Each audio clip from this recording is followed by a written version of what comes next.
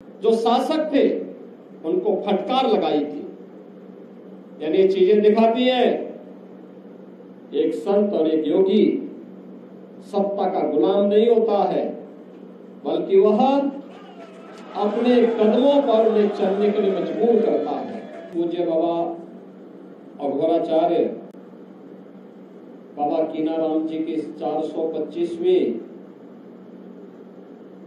पावन अवतरण समारोह के अवसर पर उनके इस पावन धरती पर, जिस धरती को यह सौभाग्य प्राप्त हुआ है कि आज से 425 वर्ष पहले उन्होंने इसी गांव के इसी स्थान पर अपना दिव्य अवतरण के माध्यम से तत्कालीन समाज की कुरीतियों को दूर करने के लिए एक दिव्य साधना को आगे बढ़ाने का कार्य किया था। ऐसे पूज्य अघोराचार्य बाबा कीनाराम जी की इस पावन जयंती कार्यक्रम पर मुझे आप सबके बीच आने का सौभाग्य प्राप्त हुआ है। मैं इस अवसर पर पूज्य अघोराचार्य बाबा कीनाराम जी के श्री चरणों में कोटि कोटि नमन करते हुए आप सबका हृदय से अभिनंदन करता हूं, स्वागत करता हूं। मैं इसे बाबा की ही कृपा मानता हूं। मुझे कहां आज सोनभद्र में रहना था, मैं आ गया चंदौली में। यही होता है और मेरा ये मानना है कि बाबा की कृपा के बगैर संभव नहीं था। लगता है बाबा कुछ और उनको मंजूर था और मुझे यहाँ चंदौली में यहाँ आने का आज पुनः सौभाग्य प्राप्त हुआ है। ये सच है, जन्म से ही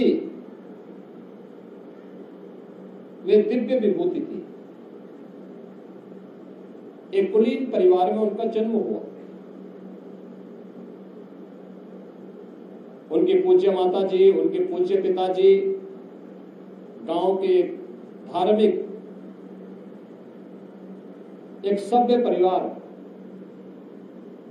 बड़ी शालीनता के साथ अपना जीवन यापन करने वाले, पूरी श्रद्धा भाव के साथ अपना जीवन यापन करने वाले बाबा विश्वनाथ और मां गंगा के प्रति अगाध श्रद्धा रखने वाले ऐसे कुलीन परिवार में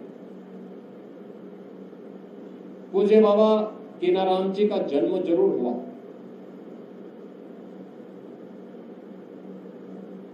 एक साधना के माध्यम से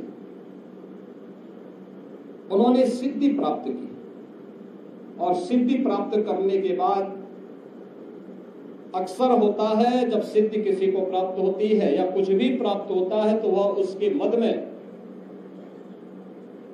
फिर कुछ नहीं देखता, किसी को नहीं समझता। प्रभुता पाई काई मद नहीं, संत तुलसीदास जी ने भी कहा।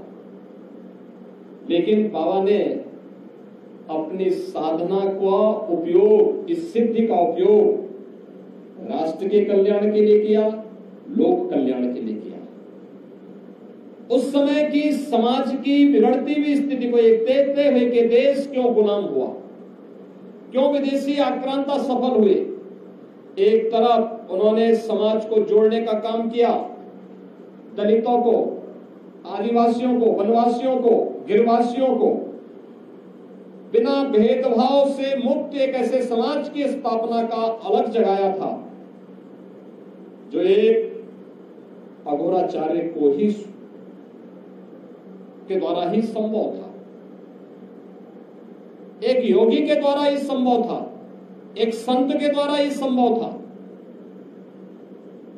उच्च कुलीन परिवार में जन्म लिया, लेकिन उन्होंने कहा नहीं, छूत अस्पृश्यता के भाव को त्यागना होगा, तभी ये देश सुरक्षित हो पाएगा।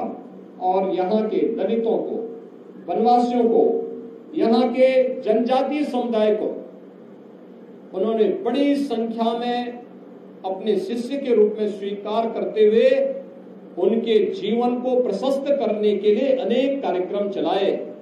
तो दूसरी तरफ मुगल आक्रांताओं को भी उन्होंने उस समय सबक सिखाने के लिए शाहजहां को भी डपट करके भगाने का काम किया था, जो उनके चमत्कार को देखने की प्रतीक्षा कर रहा था। उन्होंने विदेशी आक्रांता उस समय के जो शासक थे उनको फटकार लगाई थी। यानी ये चीजें दिखाती है एक संत और एक योगी सत्ता का गुलाम नहीं होता है, बल्कि वह अपने कदमों पर उन्हें चलने के लिए मजबूर करता है। और यही कार्य आज से 425 वर्ष पहले इसी रामगढ़ गांव में जन्मे पूज्य बाबा अघोराचार्य कीनाराम जी महाराज ने अपनी दिव्य साधना के माध्यम से हम सबके सामने प्रस्तुत किया। उनके चमत्कार के अनेक किस्से हैं। उन्होंने भारत की सभी साधना विधियों को एक साथ जोड़ करके काशी में प्रेम कुंड को भी जो पवित्रता प्रदान की वह हम सबके सामने है। हम सब इस बात को जानते हैं, हर व्यक्ति उसका गवाह है। आज भी वह विभूति और दिव्यता वहां पर और इस पूरे स्थान पर उनकी पवित्र साधना स्थली पर भी हम सबको देखने को मिलती है। बहनों और भाइयों, ये मेरा सौभाग्य है कि जब चंदौली में मेडिकल कॉलेज का निर्माण हो रहा था और उस समय यहाँ के हमारे माननीय सांसद, माननीय विधायक,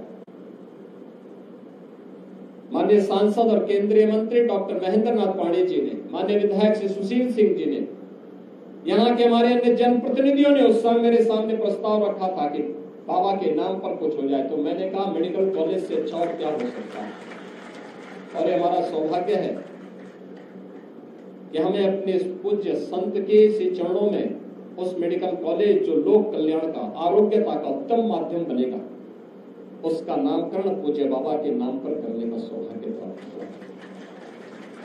हम भी इस परंपरा के लिए अपनी ओर से करने की कहां हमारी सामर्थ्य है। ये तो जो कुछ भी है ये बाबा की ही कृपा है, उन्हीं की विभूति है। और उन्हीं की कृपा से जो मैंने आपको बताया ना कि आज मेरा कार्यक्रम कहीं और था, लेकिन मैं भटक करके आ गया चंदौली में, यहाँ पर रामगढ़ में।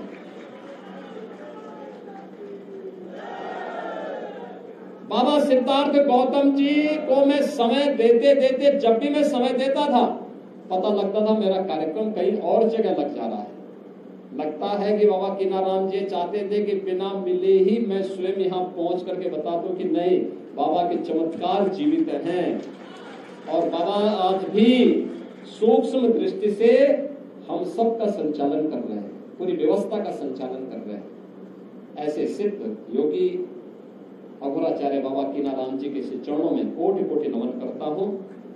और बहनों और भाइयों, मुझे बहुत अच्छा लगा, समाज का हर तबका यहाँ पर आता है, बाबा का आशीर्वाद लेता है बिना भेदभाव के। उस समय भी उन्होंने जो तमाम समाज सुधार के काम प्रारंभ किए थे, अघोर पीठ ने उन कार्यों को आज भी जारी रखा है। ये कार्यक्रम आज भी उसी रूप में चल रहे हैं और ये निरंतर चलते रहने चाहिए, क्योंकि यही बाबा की यही संदेश है, यही उनका उपदेश है। बिना भेदभाव के समाज को जोड़ना, विधवा विवाह को प्रोत्साहित करना, स्त्री शिक्षा को, महिला शिक्षा को प्रोत्साहित करना, कुष्ठ रोगियों की सेवा करना, दीन दुखियों के साथ खड़ा होना, लोक मंगल के कार्यों में बढ़ चढ़ करके भाग लेकर के हम सबका हर कार्य, सब कुछ समर्पण देश के नाम होना चाहिए। हर काम देश के नाम, राष्ट्र प्रथम के भाव के साथ हमें कार्य करना होगा। और इस भाव के साथ जो भी हमारा कार्य होगा वह बाबा के श्री चरणों में उनका आशीर्वाद जरूर प्राप्त करेगा। आज के इस अवसर पर मैं इस पीठ के वर्तमान जो पीठाधिपति हैं अघोराचार्य बाबा सिद्धार्थ गौतम राम जी को हृदय से बधाई देता हूं कि 425वीं पावन जयंती के कार्यक्रम में हम सबको आने का अवसर प्राप्त हुआ है। और आज बाबा की इस जयंती पर आप उनके प्रतिनिधि हैं, आपको मैं इस अवसर पर बधाई देता हूं। आप सबको भी मैं अपनी हृदय से बधाई और शुभकामनाएं देता हूं।